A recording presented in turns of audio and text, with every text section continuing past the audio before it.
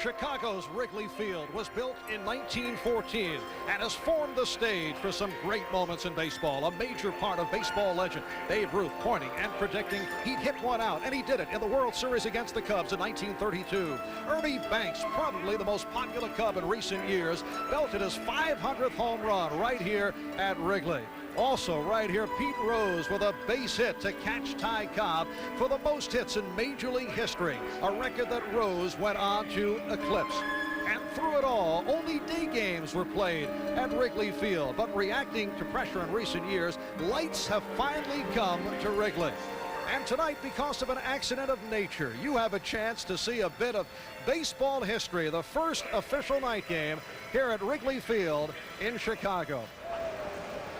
A capacity crowd here at Wrigley Field, and here are the way the New York Mets stack up.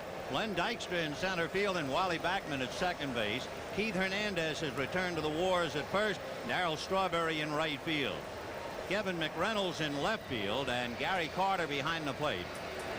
With Howard Johnson, the shortstop, Dave Magadan at third, and the pitcher, Sid Fernandez. And trying to stop that lineup is Mike Bielecki. 1-0, no record against the Mets, 1-2 lifetime. Bielecki, who won 11 games in his young career, came up in the Pirate organization, was involved in a minor league trade between the Pirates and the Cubs, and here he is, luck of the draw, pitching the first night game in Wrigley Field history. His fan club very happy about that, and he's facing the guy who's been a hot hitter, and he's been able to get him started, Lenny Dykstra, as far as the Mets are concerned, and Vance Law already looking for the bunt. This is a good place to bunt that ball. Will not belabor the grass. You know all about it. Lenny Dykstra to start it off. 80-degree temperature here, a little after 7 o'clock local time, and a 5-per-hour wind, maybe a little zephyr coming out of right field, out of the east. And they took the first ball and took it out of the game, and I'm sure it'll be at Cooperstown, the first pitch of the official first night game at Wrigley Field. Lenny Dykstra with a .297 average. Lifts one to shallow right center, and coming straight in for it now is Mitch Webster. One away. The New York Mets begin the night 23 games above 500 and 6 games in front of the Pittsburgh Pirates. Here's the standings in the East. Montreal 6.5 back, and Montreal will go to New York for the weekend for a big 4-game series, including a Sunday doubleheader. The Pirates right now are at Montreal. Ball one to Howard Johnson. So Johnson playing shortstop tonight. He has really been struggling since the All-Star break. He has just 9 for 65. That's a 138 average and only 5 RBIs. Right, 1-1.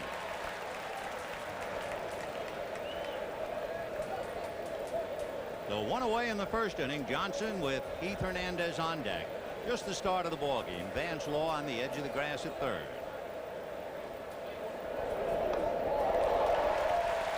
1-2.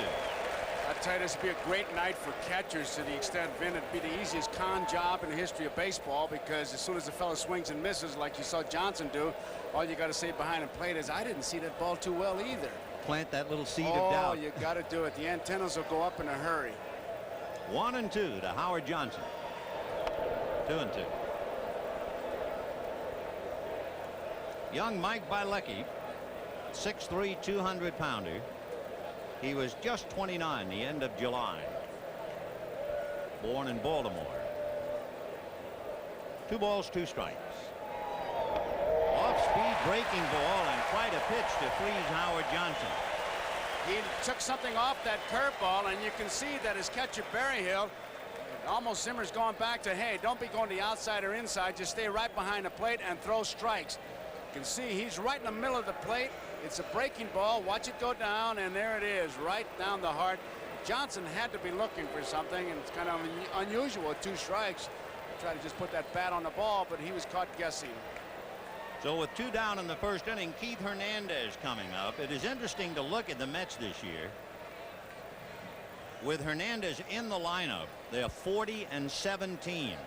without Hernandez, they're a break-even ball club. 27 wins, 27 losses. Here's a guy who you see him as you look at the graphic, who checks his knuckles on every pitch, checks his stance, and then we saw a picture of him in the paper. You want to see what life was as a blonde. Wearing a wig. Wearing a wig. 1-0.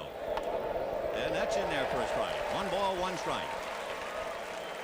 The Mets were struggling putting some runs on the board. They went 8 straight games where they scored 3 runs or less. Then they scored 5 in a game and 6 in a game, and then they came right back to be shut out yesterday 1-0. 1-1. On the corner, 1-2. I tell you, just to go back to what I said earlier, you got to be throwing doubt in their mind because you're taking a lot of pitches, and you got to say, you know, I'm not seeing it. Are you seeing it? And that kind of thing, because Johnson and Hernandez just do not look sure yet. On the hands, fouled away and kicks up into the stands. And of course, souvenirs will really be at a premium tonight. 1-2 the count to Keith Hernandez. Keith has only played in 57 games. So the Mets have done remarkably well without him. They're 6 in front of the pack. 1-2. Fouled away. Berryhill wanted that ball a little bit lower than where it was. He's got him 1 ball and 2 strikes. Wanted to get that ball out the strike zone. You can see him motion it, but by luck he got it up a little bit. On deck waiting his turn, Darry Strawberry.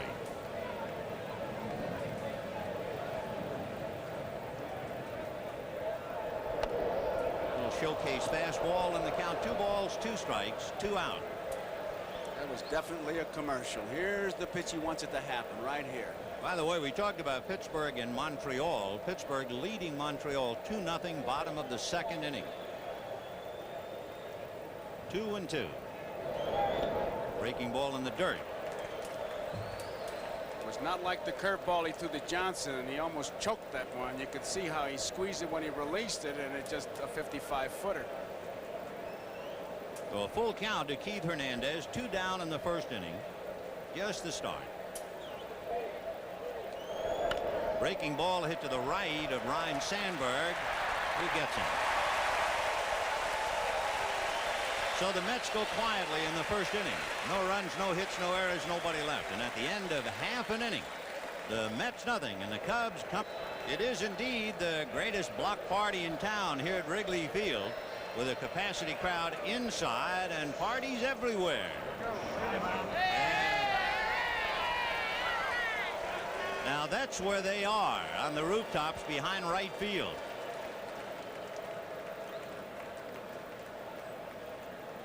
Quite a show.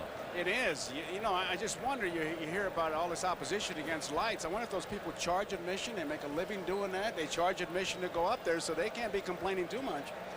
Well, here comes Shawon Dunston, Ryne Sandberg, and Mark Grace in that order. Bottom of the 1st inning, no score. Fastball snaked away, ball 1. Sid Fernandez 6-9, 0-2 against the Cubs, 4-4 lifetime, and for Fernandez, a better pitcher, although the record isn't overwhelming, a much better pitcher at night than in the daytime. He's 1-4 in the daylight. And that's promptly banged to left center. Dykstra on the run to pick it off. Fernandez is a strikeout pitcher and a fly ball pitcher. You won't see many ground balls. A very dangerous occupation here in Wrigley Field. Here are the Cubs with Dunston followed by Ryne Sandberg and Mark Grace. Then Andre Dawson in right field, Vance Law at 3rd. Mitch Webster in center, Rafael Palmeiro in left, Damon Berryhill behind the plate, and Mike Bilecki on the mound. Sid Fernandez working on Ryne Sandberg, who hit the first Cubs home run under the lights last night, only to have it washed away.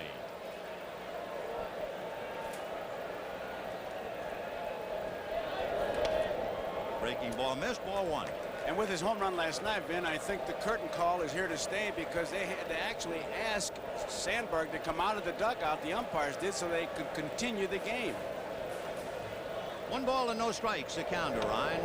Ball 2. Sandberg has really been struggling since the All-Star break. Only 3 extra base hits, hitting only .213. And for that matter, Sandberg is also playing poorly, or hitting poorly, at night, hitting only .228. 2-0. Well, when you see a hitter swing at that moving fastball, you can understand why Sid Fernandez strikes out a lot of people. He has struck out 12 twice this year. The fact that he's a strikeout pitcher and a fly ball pitcher is the reason that Davy Johnson has Magadan and Howard Johnson on that side of the infield. Howard Johnson playing short. 2-1 to Ryan Sandberg, and that's lifted into right center. Strawberry is calling all the way. If there's a possibility of hiding someone, it would be the way he's playing them. And Hojo, 18 games at shortstop, has only made 2 errors and 66 chances. Magadan, 21 games at third, 1 error and 55, so that's not too bad. Not bad at all, and an indication of the type of game Sid Fernandez pitches. The first 2 outs are fly balls. Mark Grace, the youngster just up from the minor leagues, and maybe that's one reason why he has been hitting so well at night. He's hitting .365 at night games and in the 270s in the daylight. And when he talks about seeing the ball better, it could be because he's so accustomed to playing night ball in the minor league. Definitely. The minor league player, when he comes to the major leagues, has to really learn how to use sunglasses. He very rarely plays a day game. 0-1. Breaking ball ran away. Of course, the first night game in professional ball, May 2nd, 1930, that was Des Moines against Wichita in Des Moines. 1 ball and 1 strike to count. To the left of short and through, base hit. So Mark Grace, who hits left-handers very, very well, as a 2-out single to center. And Andre Dawson coming up. He just tried to stroke that ball right back up the middle. He doesn't take a very hard swing. There it is. Fernandez can't get it. It's by Howard Johnson, and base hit for young Grace. He has hit in 10 straight now. He's hitting over .290 against left-handers. So he hangs in there very, very well. And now Andre Dawson trying to pick him up. Dawson is also having a big year at night. He's hitting .338. Andre still has pretty good running speed. He has 12 infield hits.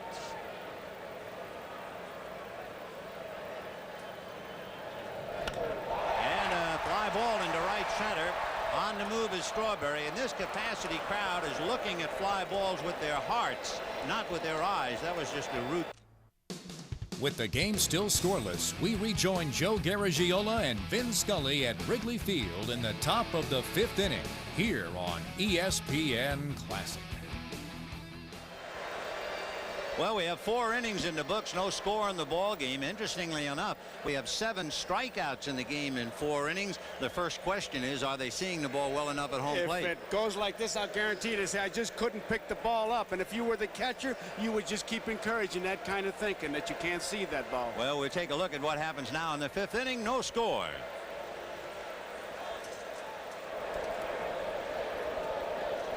Wally Backman followed by Sid Fernandez. And then Len Dykstra. Backman was caught looking in the 3rd inning. He became Bielecki's 4th strikeout. Backman 0 for 1.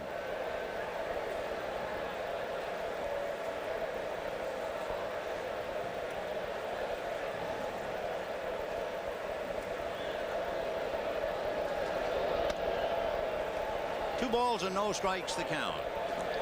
We're in the top of the 5th inning.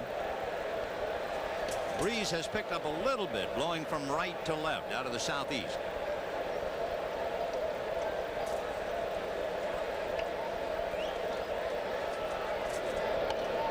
And that's in there. 2-1.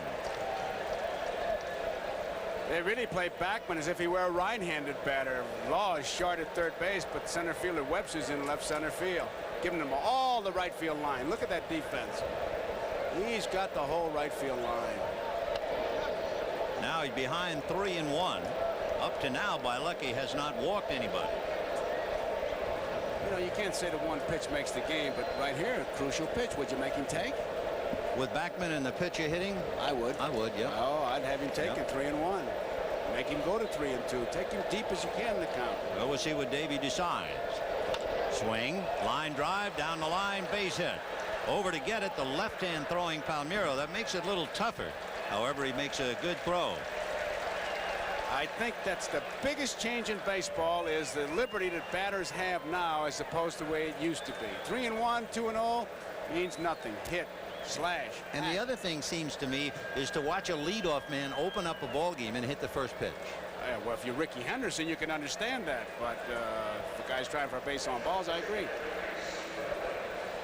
Sid Fernandez has sacrificed 4 times this year. Now, he's a good hitter. He singled to right in the 3rd inning. We'll see if they put the bunt on to try and move Backman around. No score. If he doesn't put the bunt on, I'm walking out. I'll tell you that right now. He's got a bunt. Backman a very short lead. And he's showing bunt. In the air. Caught by Berryhill. Now, had Berryhill let that ball drop, the worst he would have had was to have Fernandez the base runner. He would have had a double play because Fernandez turned into a spectator. He stood at home plate. The only thing he had to protect was against the spin, and it would have maybe spun foul. But I tell you, he was right there. I know, I immediately said drop. Look how much time he's got. Now, if he lets it drop right there, look at Fernandez. He's standing right there. So, what about Vance Law, though? He should have said, hey, let it drop. Well, I don't know. He could have, yes. Yeah. He could have. But, you know, you think of those things when you got a slow runner coming up there. So Fernandez got away cheaply enough. In other words, he made out. It could easily have been either he bunts into a double play or he's the runner with 1 out. And now you got a hit and run combo up there with Backman at first and Dykstra in the batter's box. Backman has stolen 5. Dykstra has flied to center and singled to center. And Lenny strikes out less than 10% and drives it to right.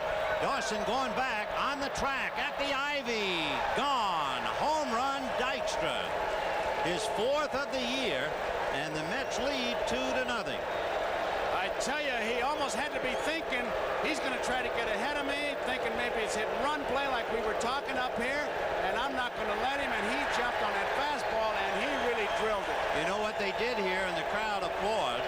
When the ball was caught by a spectator, the spectator, instead of treasuring the first home run in Wrigley Field history at night, threw it back on the field. But watch this. He's going home run all the way. Get him back on that back foot. Comes forward, and look at that follow through, and he knew it the minute he touched it off. So Lenny Dykstra puts the Mets out in front 2-0. And the batter is Howard Johnson.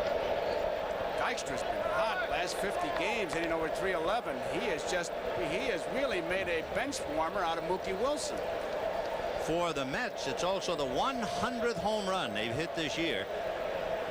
Look at him, look at the bat where he hit it. He wants to check it. 1 ball, no strikes, banged into right field for Johnson. So Bilecki, who pitched very well for 4 innings, might be running out of gas here. A base hit by Backman, home run by Dykstra, single by Johnson, and Zimmer has dispatched word to get somebody up down in the bullpen. Apparently the reputation is he goes in a hurry because he wants him up. We'll see if 2 fingers up means 2 pitchers to get up. The first man up is Frank DiPino, the left-hander, number 33. Might indicate a split.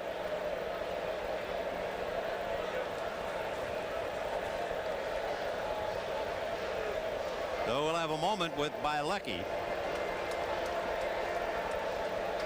2-0. And we can use the time and duck in a couple of scores for you. Pittsburgh leading Montreal 5-1 in the 6th. Philadelphia leading the Cardinals 3-0 in the 5th. San Diego over Atlanta 5-0 in the 8th. The Reds leading the Dodgers 2-0 in the 5th. And the Giants in Houston scoreless in the bottom of the 2nd. In the American League, Toronto and New York 1-1 in the 5th inning. Milwaukee turned one around and beat Boston 3-2. Detroit leading Texas 1-0 in the 2nd inning. Minnesota topped Cleveland 3-0 in the 3rd. Baltimore 1-0 over Kansas City in the 2nd. Upcoming Chicago, Oakland, Seattle, and California. For Detroit, knowing that Boston lost and the Yankees are tied, the Tigers leading both the Yankees and Boston by 3.5 games going into tonight's action. Oakland leads Minnesota by 7. The Mets lead Pittsburgh by 6. Montreal 6.5. And the Dodgers lead Houston by 1.5 games. And San Francisco by 3.5. And here's Keith Hernandez trying to keep it going. I tell you talk about a guy handling a bat. You're talking about Mr. Hernandez. In fact, Whitey Herzog says Hernandez might be the best hit and run man he ever managed. Well, we'll see now. He has grounded out twice to the right side to Sandberg and Grace. Howard Johnson standing at first is a very, very good base stealer. In the dirt, smothered by Berryhill. 1 ball and no strikes. Bielecki has made 69 pitches now.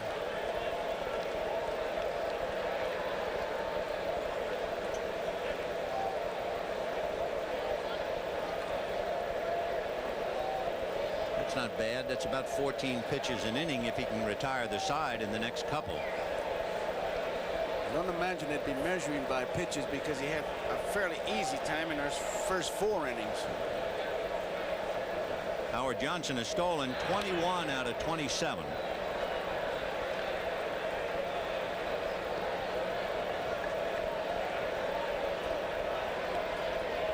Bielecki is down 2-0 on the wings of a 2-run home run by Lenny Dykstra.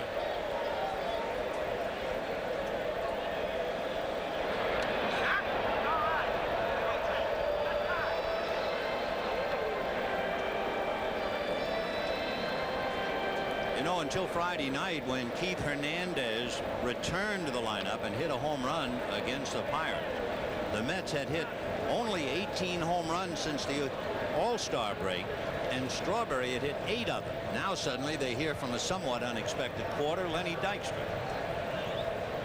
1 ball, no strikes. He's really thrown over there a lot, and I can tell you whether it's Dick Pole, the pitching coach, telling him watch the guy, or sometimes when a pitcher gets a little loses a little bit of his confidence, he starts to do things like taking a long time between pitches, throwing to first base a lot, shaking off signs. Ground ball to the right side. Sandberg to Dunston to Grace. However, the Mets get 2 runs, 3 hits, and at the end of 4 1/2, 2-0 New York. These are the saddest of possible words. Dunston to Sandberg to Grace. Trio of Bear Cubs fleeter than birds. Dunston to Sandberg to Grace. Ruthlessly pricking our gonfalon bubble. Making New Yorkers hit into a double. Words that are weighty with nothing but trouble. Dunston to Sandberg to Grace. Well, it doesn't really apply, but certainly being in Chicago, you bring back the great piece of poetry from Franklin P. Adams on the great double play combination, Joe Tinker, Johnny Evers, Frank James. 2-0 in favor of the Mets. And that's looped into right field by Vance Law for a base hit.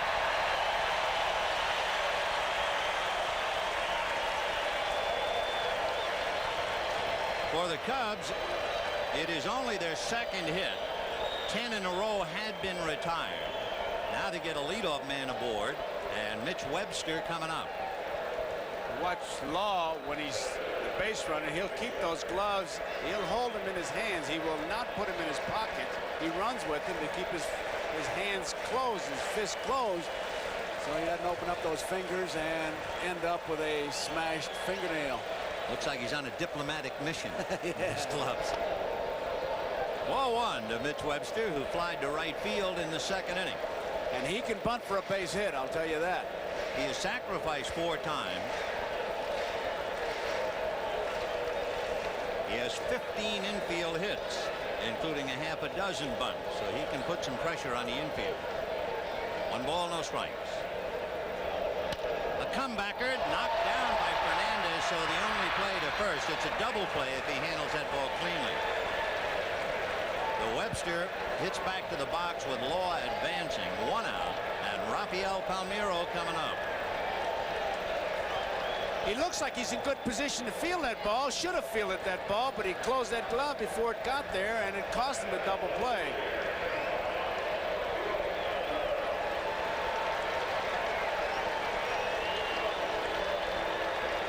So 1 away.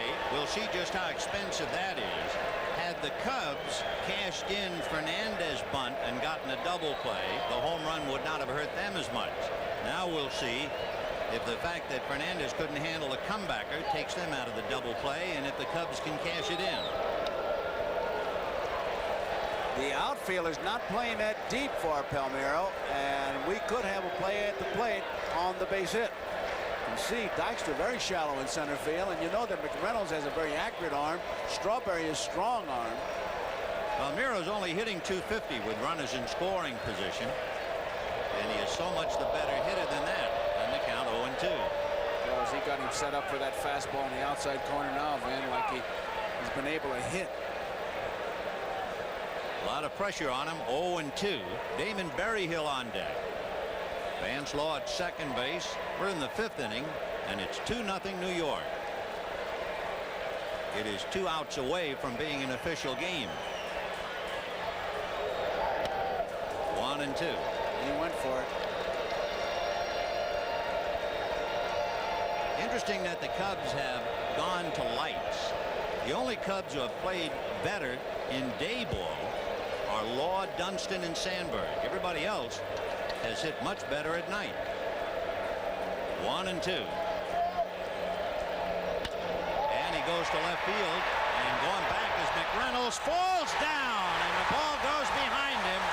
In comes Law. Palmeiro on his way to third. He is in there.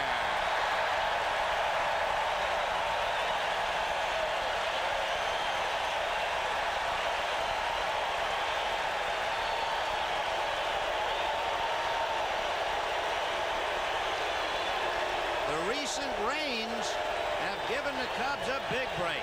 You remember Mitch Webster in center field had some problems, and McReynolds, he's going to make the play, but right there he loses his footing, and there's not much you can do but just scramble for that ball. So the Cubs now, as we take one more look at a fly ball that McReynolds would have caught, instead it goes for a triple, and Chicago with the tying run 90 feet away, and Damon Berryhill at the plate. And infield in. The Mets have to play up. Fouled away off to the right, out of play. Berryhill with 17 RBIs, and if you're even thinking about it, he has sacrificed twice if you're thinking about squeezing. And Zimmer is a fellow who likes to use the squeeze. Mets 2, Cubs 1 here in the 5th inning. 0-1 the count. Hernandez has not walked a batter tonight. 1-1. We bring that up because if you are even thinking squeeze, the first thing you have to think of is, am I going to get a pitch around the plate? And he's been on the plate for the first 4 innings. And they've got somebody already out of that dugout in Manny Trio. So Zimmer is showing his hand right now. And Manny on deck to hit for Bielecki. 1 ball, 1 strike. Out away, so that figures to remove the squeeze. 1-2. Yeah, but the unpredictability of that, Vin, is that Manny Trio with the bases loaded, Zimmer put a hit and run play on with the bases loaded, and he had worked it 3 times before successfully. This time Trio missed the ball, and he looked pretty bad, but you just can't predict what Zimmer's going to do, which is a sign of a good manager. Berryhill trying to pick up Palmeiro and get the Cubs even. We're in the 5th inning. 1 out.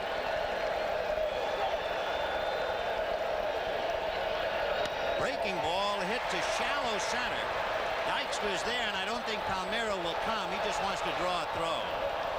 And it was a great throw, cut off by Hernandez on the mound. So Berryhill can't do it. A fly ball to shallow center. Now Manny Trio will be batting for the starting pitcher, Mike Bielecki. So that's a big out, preventing the tying run from getting home.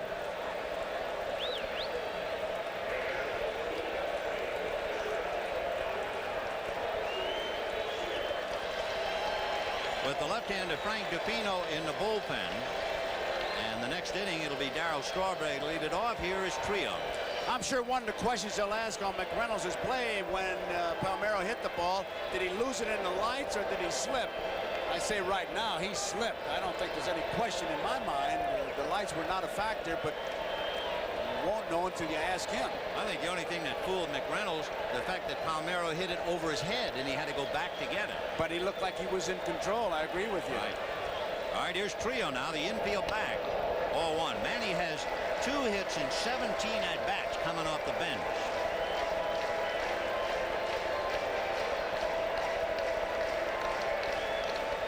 another remarkable thing in the difference between the Mets and the Cubs, or the Mets and any other team in the National League. The Mets bench has been so productive. Ball 2. For instance, the Cubs pinch hitters have driven in 11 runs. You know how many runs the Mets pinch hitters have knocked in? 26. And as you can see, the Cubs are really hurting in that department. We're going to try to tape McReynolds going into the dugout, Vin, to see who he talks to, and maybe he'll give us some indication whether it was lights or wet grass. And that's a high strike around the letters. 2-1.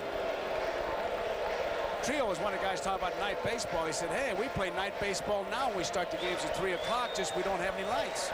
Now, of course, that time late in that 3:05 game that used to terrify some hitters, that will be removed. They'll be able to turn the lights on.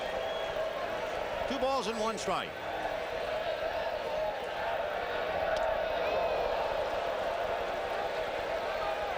So Deuce is wild on Trio with Rafael Palmeiro the tying run at third. Mets 2, Cubs 1. Bottom of the 5th inning.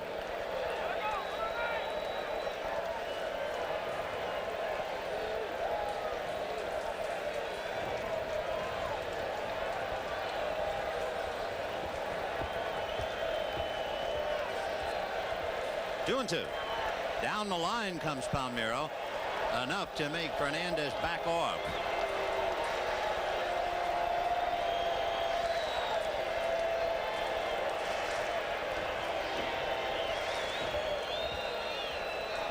Manny Trio, a veteran, has been in the big league since 1973.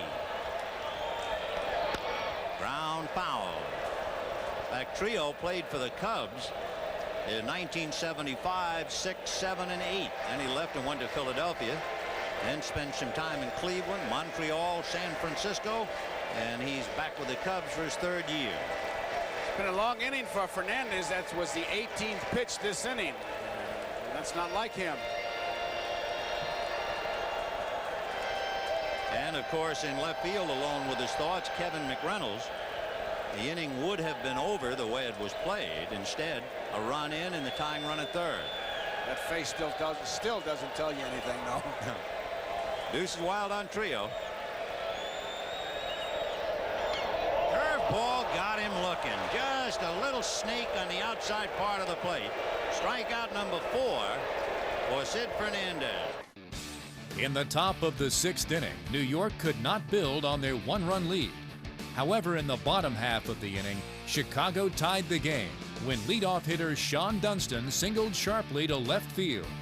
The speedster then stole second and was moved to third base on a Ryan Sandberg sacrifice. Mark Grace drew a walk, and with runners at the corners and 1 man out, Andre Dawson hit into what should have been a routine double play. But Mets pitcher Sid Fernandez could not cover first base in time and allowed Dunston to score, tying the game at 2. When we return, it'll be the top of the 7th inning with the score still deadlocked 2-2 in ESPN Classics presentation of the first night game ever to be played at Wrigley Field. So we go into the 7th inning, a 2-2 tie. Wally Backman, Sid Fernandez, and Lenny Dykstra. And they pull up the corners looking bunt. Backman turning around now to hit right-handed. And Wally only has 28 at-bats this year from this side of the plate. 1 for 2 tonight. Struck out single to left. He was aboard when Dykstra homered. On the corner, 1-1. Well, Frank DiPino and Sid Fernandez are the pitchers of record.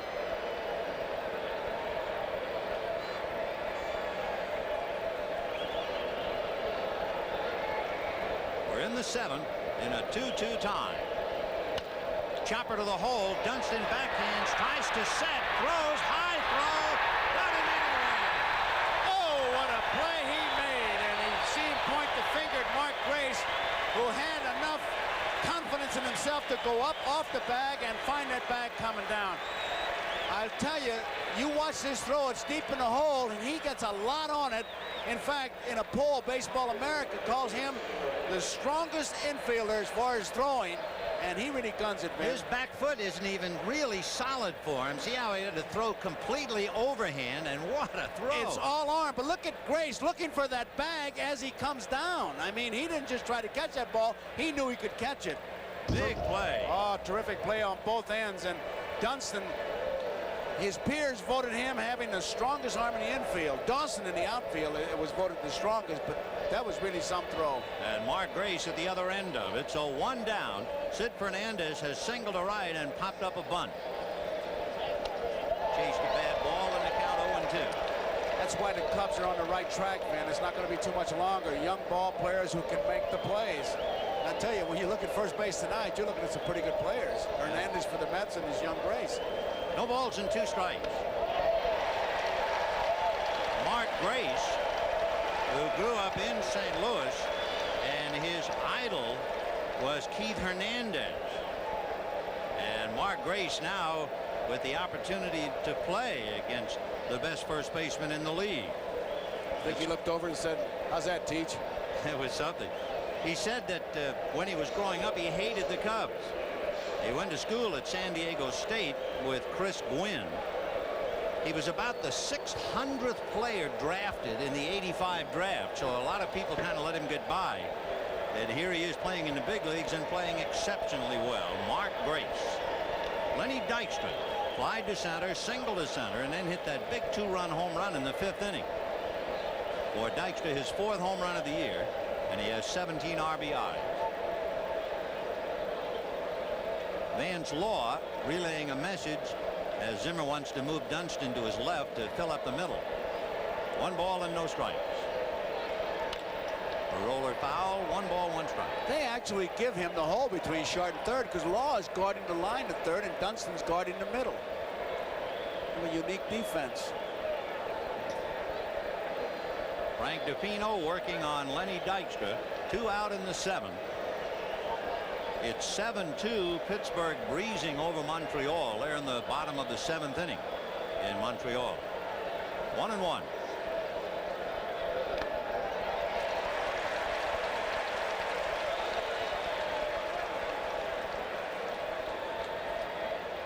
In the American League, to bring you up to date, Toronto leading the Yankees. The Red Sox lost the first game of the doubleheader. Texas has turned it around on Detroit. Minnesota, Cleveland tied, and Baltimore leading Kansas City.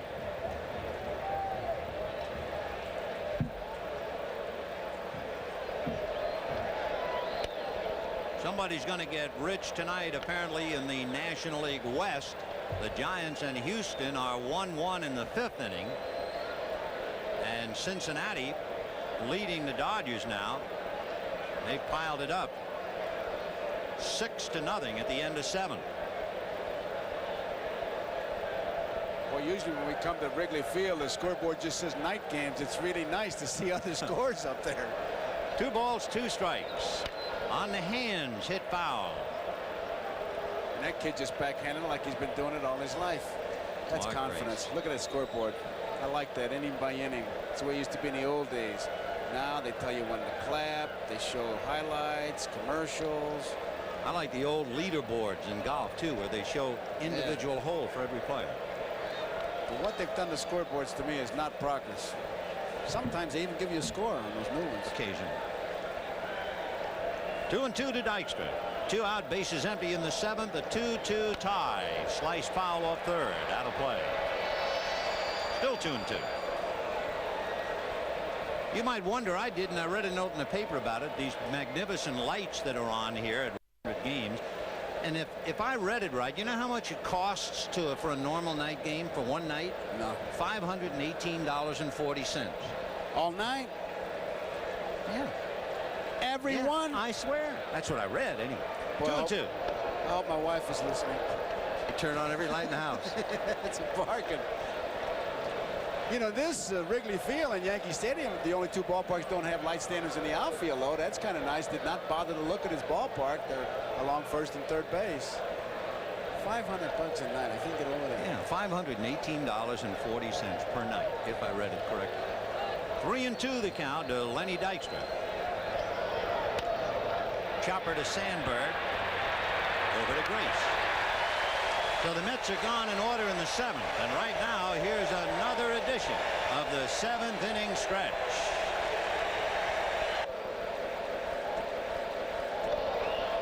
Mitch Webster, Rafael Palmeiro, and Damon Berryhill in a 2-2 tie. Webster flied to right and hit back to the box. 0 for 2.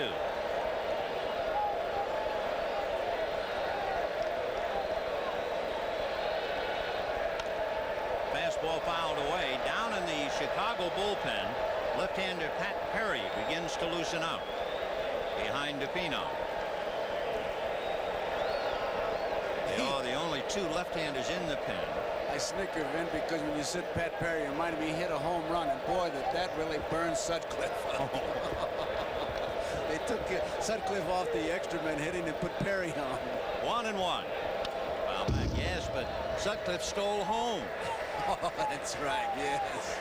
He's able to say, hey, I'm the first pitcher to do this in what? Hippo Vaughn? Hippo Vaughn.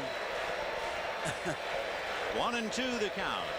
Mitch Webster, Rafael Palmeiro, Damon Berryhill, and then we'll see about a possible hitter for Frank DePino. Sid Fernandez trying to win his 7th. He is 6-9, but the Cubs have beaten him twice this year already. Got him. Fastball on the outside corner. I'll tell you, that fastball he threw right there makes me wonder about the pitch selection in that previous inning. It's 5 strikeouts for Sid Fernandez. We can take another look at that express. And he not only throws it fairly hard, he's got it in a good spot. There was nothing Webster could do. This is a weak ground ball if he hits it, I'll tell you, right on that outside corner. So the batter is Rafael Palmeiro, who grounded to the right side and then hit that fly ball over the head of McReynolds, who went back to get it, tried to turn, and fell down. And a base hit to right field.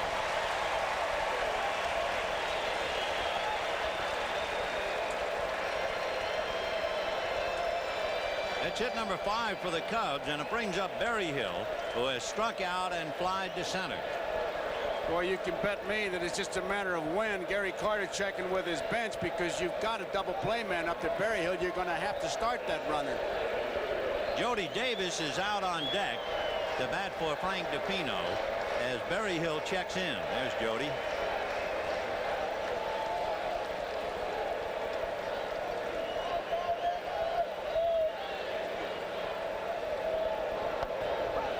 Fastball is low. Ball 1. Rafael Palmeiro, standing over at first, has stolen 7 out of 8. Hernandez is going to go in and remind Fernandez not only about the base runner, but hey, possible hit and run, keep him close, bear down, all kinds of things he's going to pass on. And Roger McDowell gets up in the New York Mets bullpen. So there's Roger with 1 out, bottom of the 7th inning in a 2-2 tie. So one thing they missed about Hernandez when he was out is just little things like that. Keep putting their feet to the fire. 1-0. Now he's behind 2-0 to Berryhill. Berryhill had a chance to get a tying run home in the 5th inning. He had Palmeiro at third with 1 out. Hit a fly ball to shallow center. You know he's got the hit sign here. It's just a matter, is he going to put a play on here? 2 balls, no strikes. Backman and Johnson squared away around second, and the ball hit foul down the right field line, back into the seats, out of play, and the count 2-1. All night long, Vin, this has been the count where they've been taken off. Let's see what happens on this one. Cartier flashing signs. He got his instructions from Zimmer. Berryhill, who's only played in 50 games, has grounded into 6 double plays. He has struck out more than 20% of the time.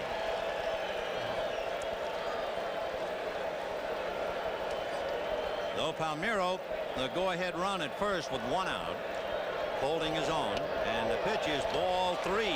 Now let's see if they put a run and hit play on. He's looking down. Berryhill is at Cartier. He wants to know what he's doing with the runner, because he's got the hit sign. I mean, hit it if it's a strike, take it if it's a ball. And Berryhill has only walked 5 times this year. 3-1. Palmeiro's not going, and that's why. Now, if they didn't play run and hit 3-1, what do you think 3-2?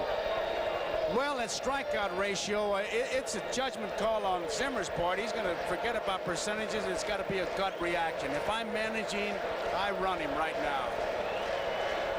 Again, he has only walked 5 times, hit into 6 double plays, and strikes out over 20% of the time. They'll drive Palmeiro back. He is a good base runner, so if you need a jump, he's a pretty good man to get it. He's stolen 7 out of 8. What would you do? I think so.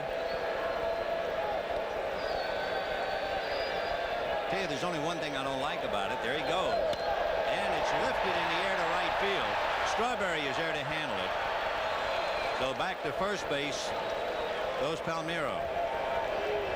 What didn't you like? Well, if he hits into a double play, you have the idea of your pitcher coming up leading off the inning. This way, at least Jody Davis now has a shot at it.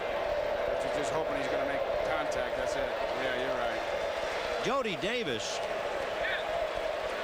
has caught 70 some odd games, but as we mentioned, Berryhill's been catching every day pretty much. Jody has a bad foot. The veteran catcher, always a threat, especially for the long ball here in Wrigley Field.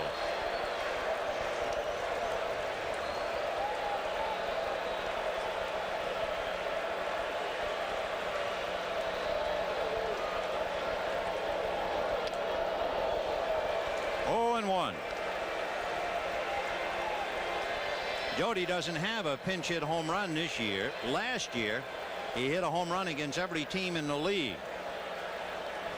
However, last year also marked the first time he had more home runs on the road than he did at home. Basically, throughout his career, he's hit most of his home runs right here at Wrigley.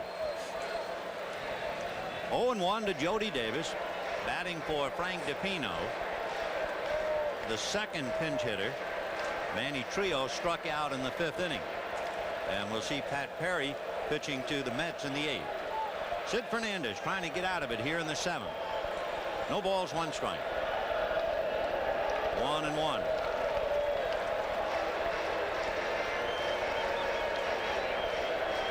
Fernandez, who has been such a tough luck pitcher all year, in another tough ball game. What did we say, 13 of his starts, 13 of 21. The Mets got 3 or less. He really has to work. Funny how that is, isn't it? How some pitchers just seem never to get a lot of runs, and then other guys throw their glove out and they get a 4-run lead in the 1st.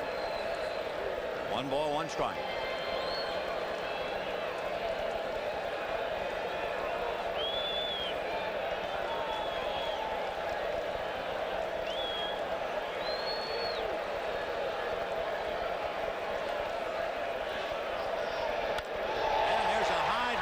Center, back goes Dykstra, way back at the ivy, can't hold on to it. In comes the run. Davis stops at second. I tell you, he missed that ball, and unfortunately got some beer poured on him right after that. It looked like he was going to make the grab. He was there.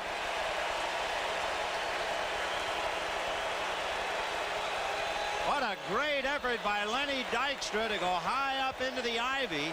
He got his glove on the ball, but he couldn't hold it. And he got a soaking. You can see him. He gets back there in good shape. You see him look, and now he's on the warning track. Gives it a leap. It was in his glove. It's certainly a catchable ball. And there you see the beer coming down. And for tough luck, Sid Fernandez, this is the play that takes him out of the game. It hit him right in the glove. It was a catchable ball. So as Dykstra scrambled on the grass, we're scrambling at Wrigley, and the Cubs are leading the Mets 3-2. We've been talking about what a tough luck pitcher. I think this reaction on the ball hit by Jody Davis, Fernandez says it all. It was catchable. He looks at it. He doesn't know what to do. Just doesn't know what to do or say. So Sid Fernandez runs out of luck again. Remember, he had his left fielder fall down on a catchable fly ball. He has his center fielder drop a catchable fly ball, and the Cubs are leading him 3-2. Dykstra and Kevin McReynolds have hurt him dearly, and Sid alone with some very troubled thoughts right now, as Shawon Dunston is the batter and Darren Jackson is the runner for Jody Davis. Ball one. And when you think about it, Don Zimmer is really gambling. There's only 2 innings left, but still there are 2 innings. His emergency catcher is Manny Trio, and he hit in the 5th inning. Now Jody Davis just batted, and he ran for Jody. So he has Damon Berryhill or nobody. Got to tell him catch with one hand, pal. Keep that meat hand out of there. 1-0 to Dunston. Roger McDowell trying to get the last out here in the 7th inning. But boy, if you sit Fernandez, you know just what a heartbreaking game this is. Well, and he's also got himself too. He figured in that play when he didn't get the first base in time on the ball hit by Dawson. So 3 plays that could have been, should have been, is what really is hurting. Jody Davis, who knocks in the go-ahead run with that long double, and they did rule it a double. Chopper over the mound, charging as Backman can't pick it up.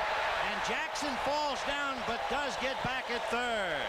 Darren Jackson hit the grass, tried to put on the brakes, and he took a header. Anytime a ball hits the grass, the ball becomes wet, the footing is tricky, and it's an extremely difficult play. Jackson very aggressively rounding third. He comes around hard. He's digging. He thinks he might be able to score. Now he sees it, puts on the brakes, and forget about it. You need radial shoes tonight when you get on that grass. And that will be an infield single on the slow roller to Wally Backman.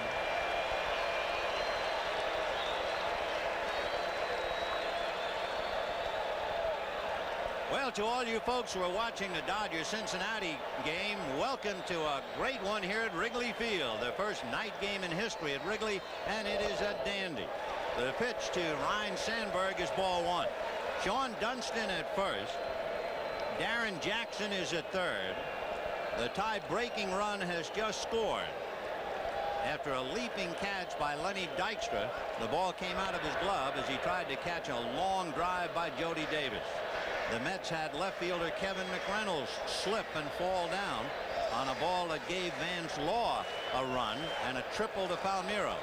So you're looking at a very unhappy and unlucky left-hander, Sid Fernandez. 1-1 the count to Sandberg.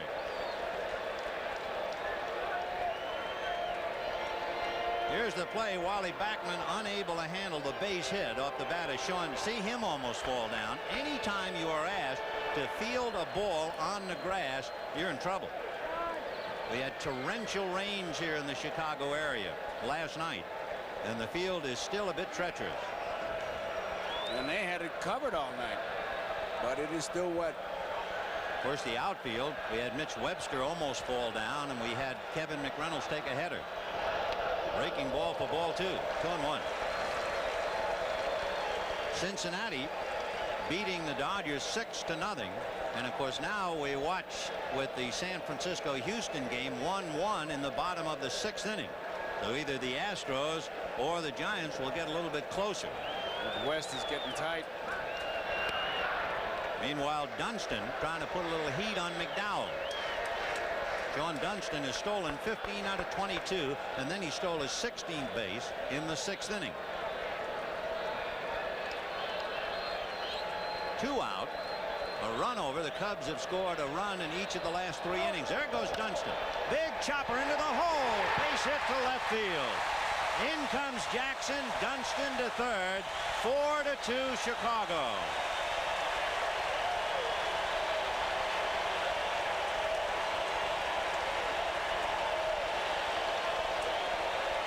And that's enough for Fernandez. He's seen enough. He's heading for the clubhouse.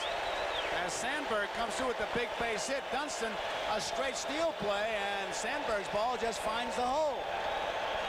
So Fernandez is unlucky even when he's not pitching. Here it is now. It's just right in the hole. You couldn't have placed it any better than that. Howard Johnson, good try, can't get it. Dunston ends up at third.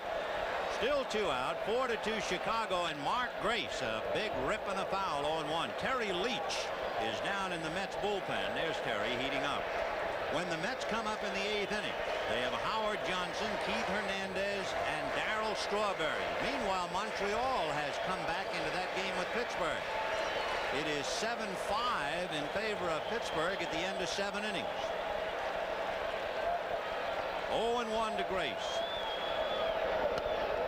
1 ball, 1 strike. Hey, you can't take anything for granted with these Cubs. The one big change in the whole Cub thinking is they've added speed. It used to be they used to have those big home run hitters, and Zimmer will run them at any time for no other reason than to break up the infield. Anytime you got movement in the infield, you have a better chance for the base hit. And Sandberg has stolen 16 out of 21. There's a ground ball up the middle. Backman can't get it. The run is over. Sandberg goes to third. 5-2 Chicago.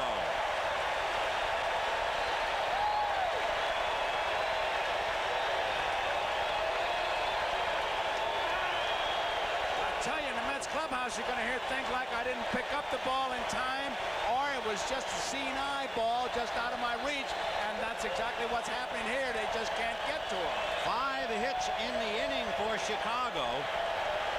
It started, Webster struck out, Palmeiro single to right, Berryhill flied to right, then there was Jody Davis double off the glove of Dykstra, the infield single by Dunston, and singles by Sandberg, and now Grace.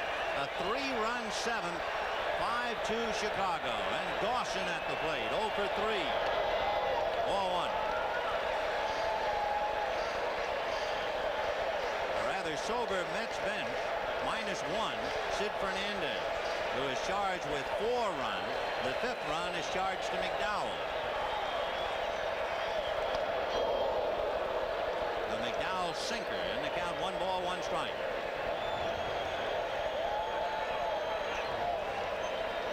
Bullpen has been excellent, 18-8, and an earned run average of a little more than 2.5. 1-1.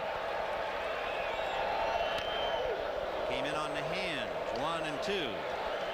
To repeat, Howard Johnson, Keith Hernandez, and Darry Strawberry due up in the 8th inning for New York.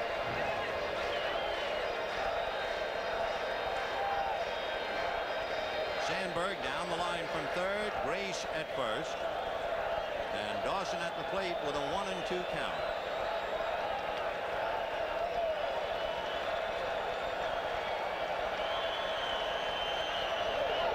Breaking ball line to center, base hit.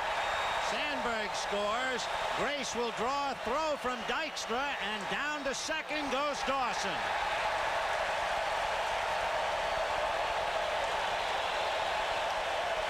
Scoring runs, but again, this whole speed thing with the Cubs, it's been first and third, and Dawson takes the extra base, and here comes Davy Johnson.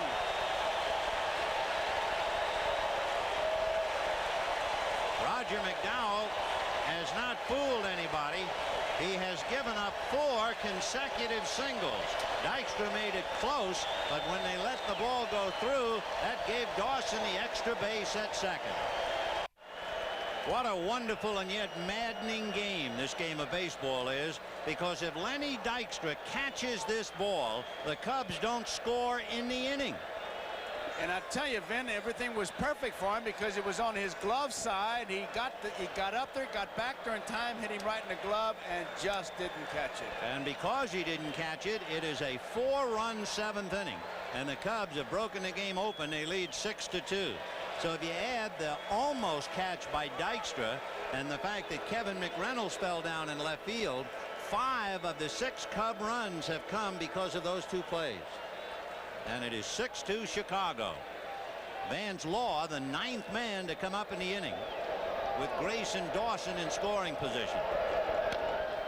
Terry Leach with the count, 1 ball, 1 strike. It'll be interesting in the clubhouse because I'll guarantee you every play that's questionable will be, did you see it? Were the lights a factor? Dykstra especially. I mean, if you got bad breath in the clubhouse, did the lights cause it? I mean, it's going to be one of those nights. 1 ball and 1 strike to count.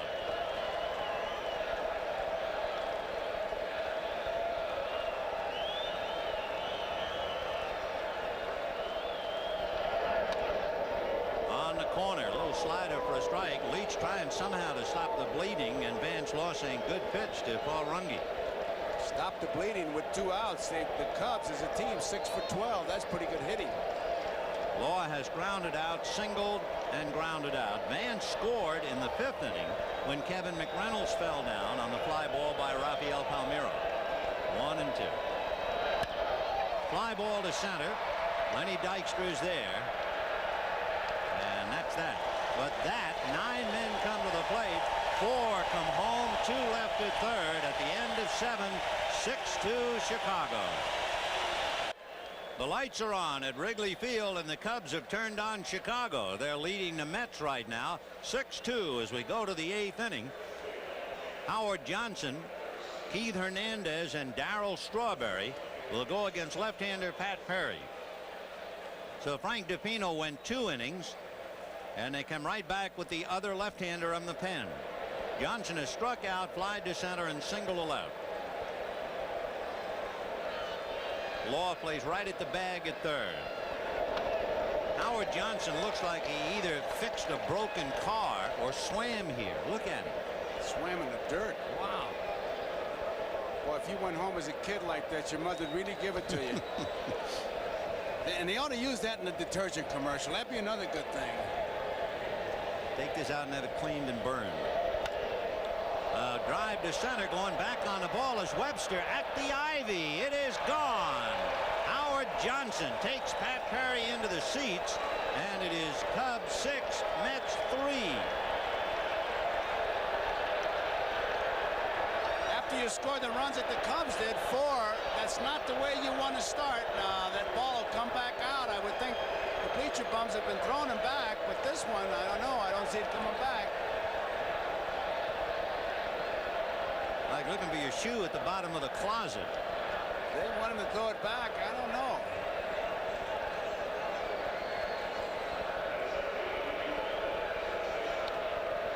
Keith Hernandez, who has grounded out twice and hit into a double play. The ball is now on the field, so timeout while it's retrieved. They threw the home run that Dykstra hit back, and now Johnson's ball comes back.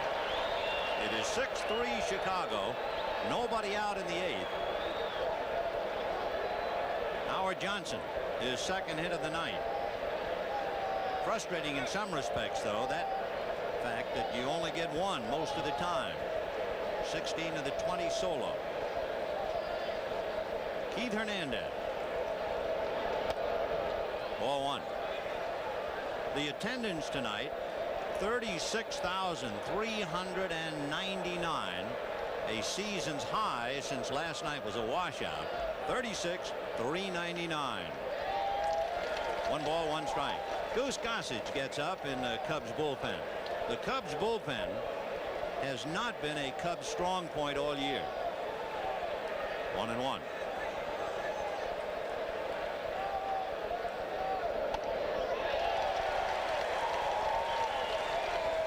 Pittsburgh has opened the gap on Montreal. They're leading Montreal 10-5 now with that big 3 in the 8th inning. Look at St. Louis, 7 runs. Fouled away. Still 1-2.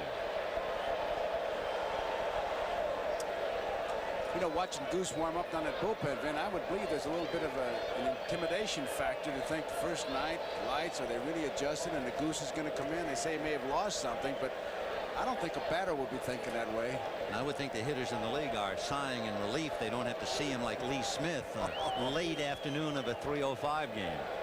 1-2. Fouled away upstairs. Cubs 6, Mets 3, top of the 8th inning.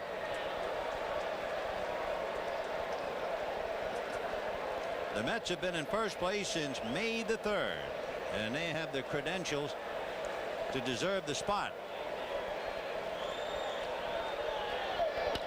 Ground ball to Grace, and Mark waves Perry away. 1 down. Where the Cubs leading the Mets 6-3, and Darry Strawberry coming up. And they're starting the Darryl chant, which brings back the memories of '86 in Boston. But that's also the mark of the star when they single you out. Biggest man in town. Yes, sir. Darryl with 14 home runs against left-handers of his 29, most in the National League. Fouled away. When you played, yes, were you aware of the crowd? Oh, yes. Constantly. I mean, some not players say, well, constantly, but I mean, you were aware of it. Like that Darryl chant, he knows that. Sure. Well, some players that say that are just flat out lying. 1-1. How can you not know that? High foul off third, out of play.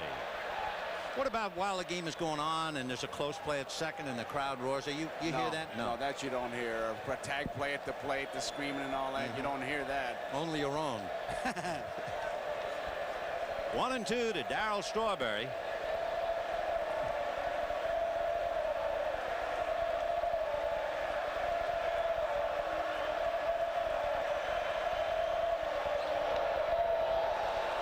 Two balls and two strikes to Darry Strawberry, who struck out, singled and stole second, and grounded out. 1 for 3. They talk about bat speed. Mike Krukow says he can hear the bat from the mound when Strawberry swings and misses. And he didn't get much of it. A little fly ball into shallow left center, and coming in and over is Palmeiro. 2 down in the 8th inning. And the batter will be Kevin McReynolds. On the scoreboard, Pittsburgh breezing now in Montreal. The Cardinals with a big 7 sitting on top of that lead in the 9th. San Diego knocked off Atlanta. Cincinnati shut out the Dodgers, who've been shut out back-to-back now. The Giants Houston tied up 2-2.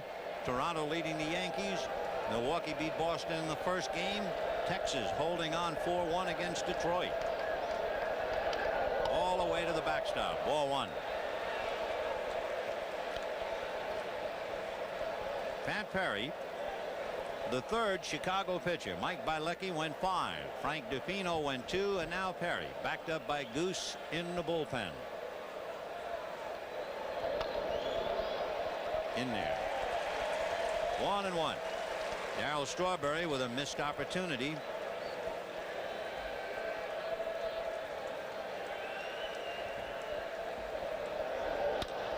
High fly ball into right center. It's playable, and Andre Dawson is there. That's it. In the 8th inning, 1 run, 1 hit, nobody left. At the end of 7 1/2, 6-3 Chicago. We're going to the bottom of the 8th inning here at Wrigley Field, Chicago. The Cubs leading the Mets 6-3. Good time for Webster to try to beat out a bunt, man. They're not looking for it at all. And Webster 0 for 3. Takes ball 1. The Mets make 1 change. Tim Tuffle is at second base, taking over for Wally Backman. And Tuffle would bat third when the Mets hit in the 9th. 1-1 to Webster. We didn't realize it at the time. Early in the game in the first inning, he slipped but stayed on his feet and made the catch. But that was an insight into some of the play that occurred tonight. You remember when Tom Seaver was pitching, how they used to always say that if he was pitching right, he would dirty up his right knee? Terry Leach is the same way. He's got a dirt spot right on that right knee. It's a good indication that, hey, he's doing it right. Kind of a submarine style pitcher anyway. 3-1 to count. There it is. In fact, he's wearing a pad to protect himself.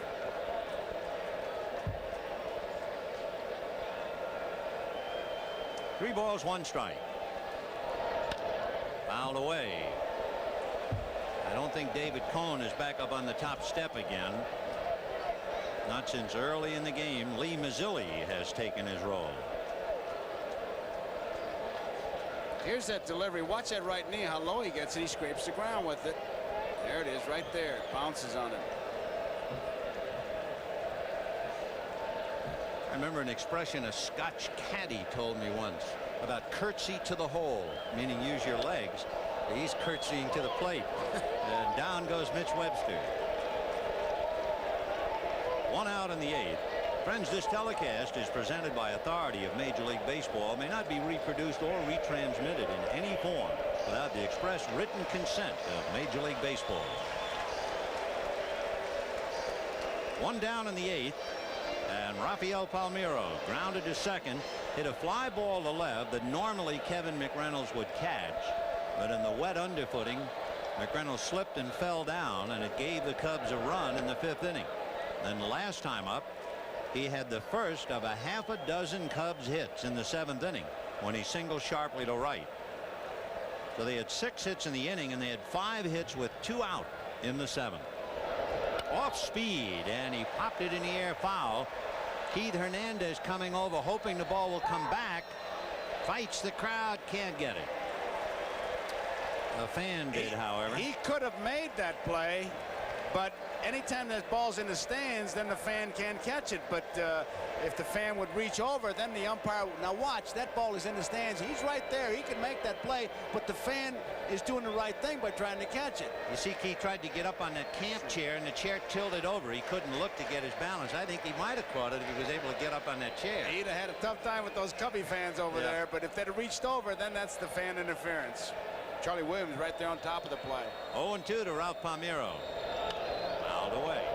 You know, that pitch he hit, Vin, is really a tough one to lay off of because it's that high rising submarine American Legion roundhouse job. Big changeup, and Palmeiro wound up on it. It keeps coming up and rising. I guess you do have a tendency to hit under that. Oh, most of the time. Yeah. 1-2. To look ahead, in the 9th inning, the Mets will have Gary Carter, Dave Magadan, and Tim Tuffle against left-hander Pat Perry, with Gossage heating back up. 1-2. Lined over the header, Hernandez, and down the line for the hit. Strawberry up with the ball, Palmeiro holding, so Ralph is 3 for 4. That was that slow let-up pitch. He got it up high, and this time Palmeiro was waiting for it and kind of tommy-hawked it down. He's got a good cut at this one. It's high. Now watch this swing. It's right on top of it. He hits it hard. Palmeiro, who extended his hitting streak to 18, has 3 hits and 4 at-bats. Damon Berryhill and Jerry Mumphrey is out on deck. Strike. So with the right-hand hitters, Carter and Tuffle due up. Looks like they're going to lift Perry. Counter with Goose Gossage.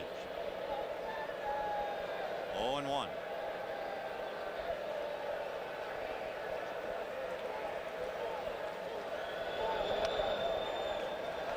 And looking at Berryhill's numbers, he's been fairly consistent, hitting in the 280s left-handed, in the 260s right-handed. Both of his home runs have been hit as a left-handed batter. 1-1.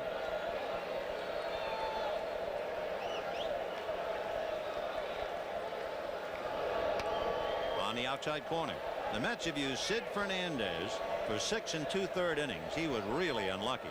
Roger McDowell, who was unable to get anybody out, gave up 4 straight hits for 2 runs, and now Terry Leach. Last night in that washed out game, Berryhill hit a ball down the left field line batting left-handed. 1-2 the count to Damon Berryhill. Palmeiro at first, 1 away in the 8th. 6-3 Chicago. Fouled away. 1-2.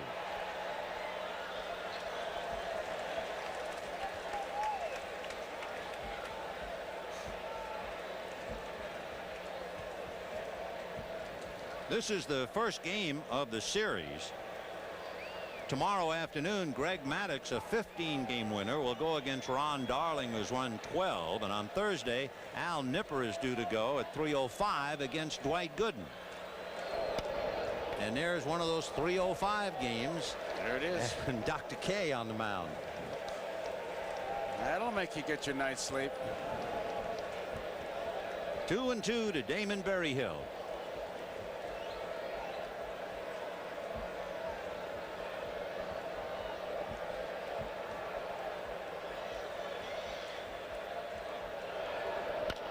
Big chopper over the header, Hernandez, and into right field, but Tuffle runs it down. However, under a full head of steam, Palmeiro winds up at third. Palmeiro never did hesitate. Tuffle really hustling after that ball. He tried to get it back in the infield as soon as he could because he couldn't get much on his throw. He was off balance when he came up with the ball.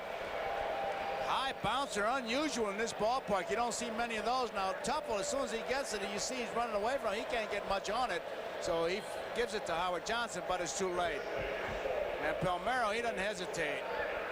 Well, he looked back a little bit, but he had third base on his mind all along. Now Jerry Mumphrey, a switch hitter coming up with runners at first and third and one out, and the Cubs leading 6-3. Mumphrey hitting only 145, all of it from the left side. He hadn't had an at-bat right-handed. 4-1.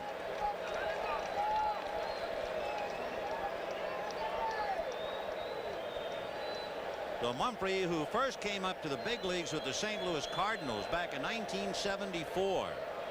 He's played with the Cardinals, the Yankees, Houston, and Chicago. All 2-0. The infield's going to have to make a decision on the ball that's hit because they're really halfway. Tuffle's dropping back now, but kind of in no man's land. It's hard they'd go for the DP, but the ordinary ground ball, they might come here. You see Toronto just defeating the Yankees 6-3. 2-0 the count to Jerry Mumphrey. That's a strike. Last year, Mumphrey hit .410 at night.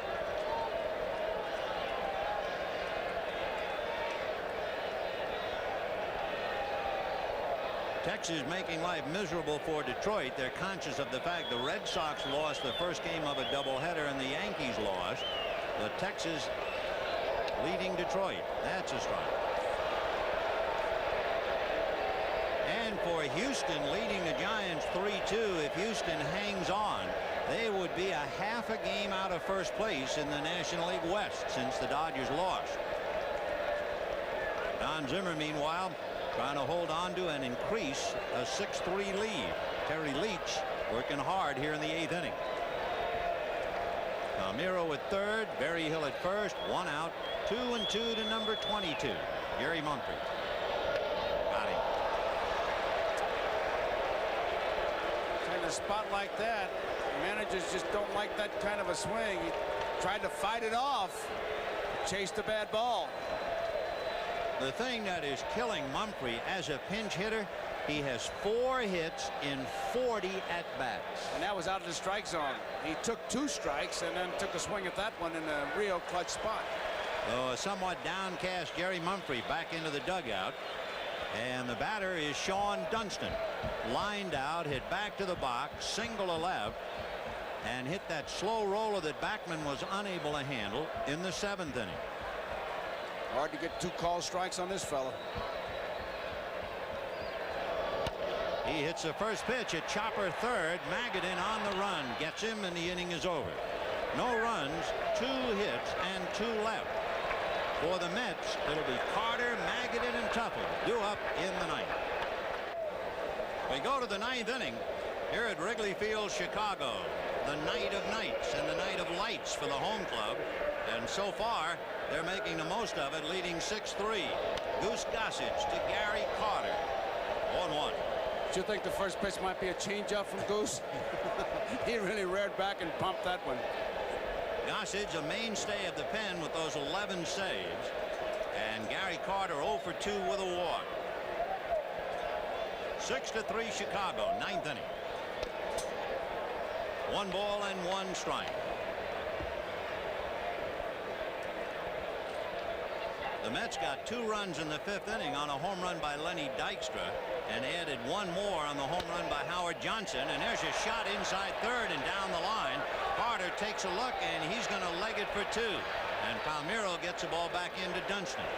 So this one is a long way from being over as Carter doubles and Dave Magadan will be the batter with Tim Tuffle to follow. Law not guarding the line, and it just gets right by him. I'm sure they just felt that Carter could not pull Goose Gossage that much, but obviously he could because there he is at second base.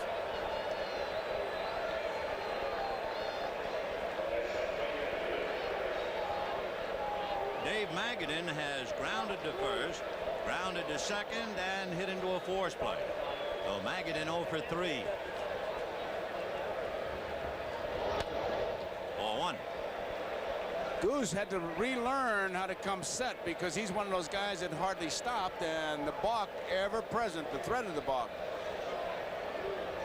1-0 the count to Dave Magadan, and now make it 2-0.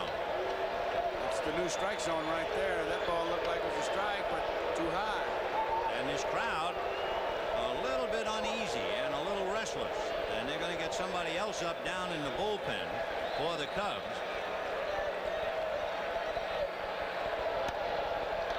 The count is strike 2-1.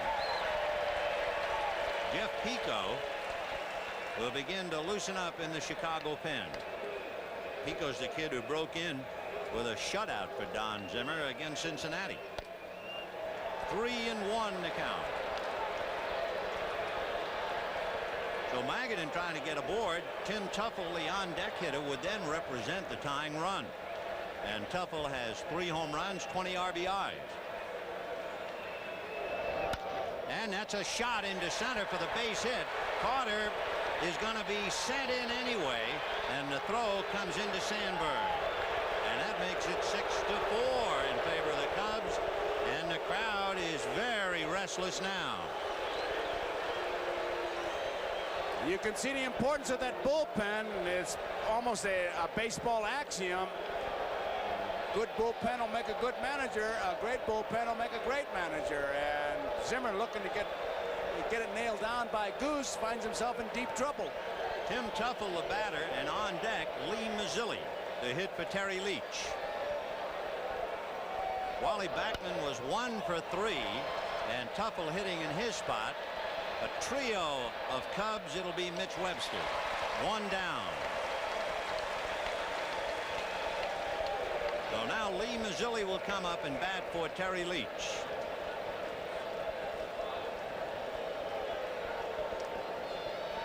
Mazzilli hitting 154. However, he is a much better pinch hitter.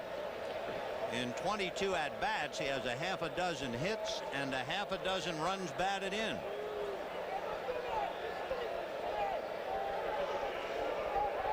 A reminder, stay tuned following local news for The Tonight Show starring Johnny Carson and Late Night with David Letterman, except on the West Coast and most Mountain Time Zone stations where they will be seen at their regular time. Joe Aldebelli now telling Mark Grace, get off the bag at first. Pretty obvious. The big run is in the batter's box. That's the one you worry about. Get that hitter.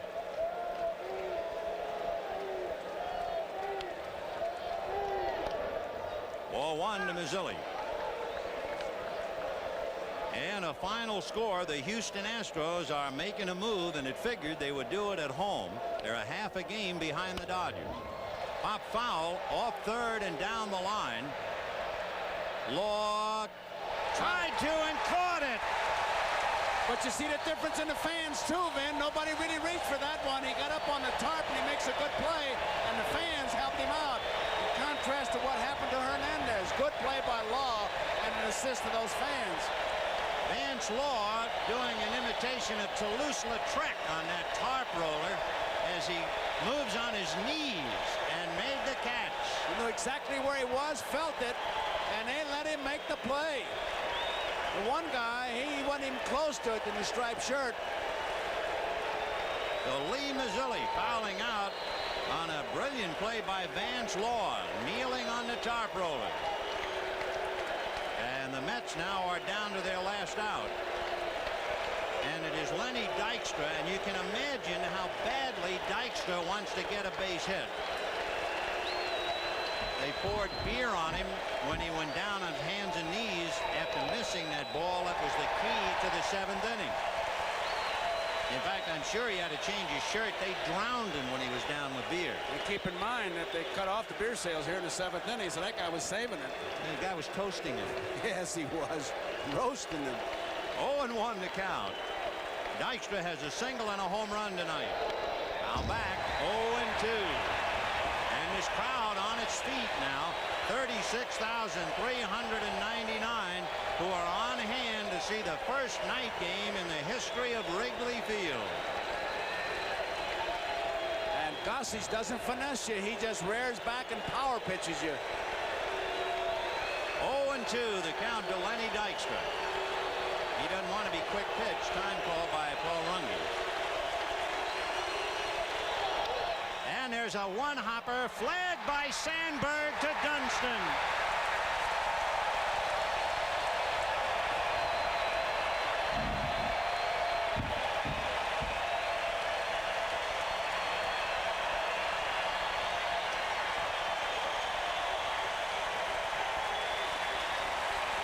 Well, it's a long way to October, but for the Cub fans, you can see this was more than just your everyday win.